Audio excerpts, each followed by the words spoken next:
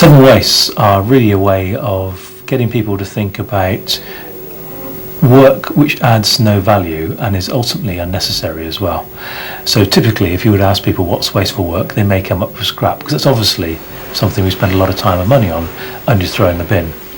But it may not be quite so obvious to them some of the other areas of waste, such as idle time for the man or the machine, where the operator is waiting for a machine cycle to finish, for example.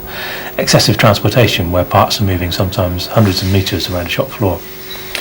Process waste, where we've got an inappropriate or poorly designed process. Operator motion, where the operator is having to reach, stretch, bend too far, often linked with the ergonomics of the workplace. Not only does it increase the time taken to do the job, but it's also more likely to lead to injury or fatigue for the operator. At TISPP, the Seven Wastes analysis drove the rationalisation of component assembly procedures.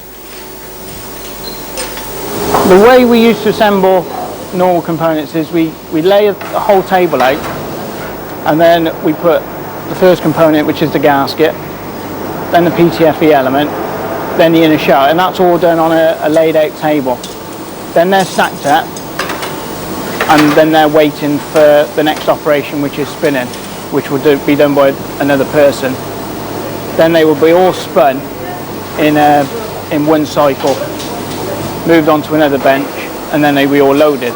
So you've got sort of three broken operations. The way that we've laid them out now is you get one person assembling one seal, putting it onto the machine, where another person will spin it. And while that one's being spun, another one's being assembled. So when that's finished spinning, the other one is put onto the machine to be spun, and then it will be loaded, the one that comes out to be loaded. And then we're doing three operations in a one-piece flow.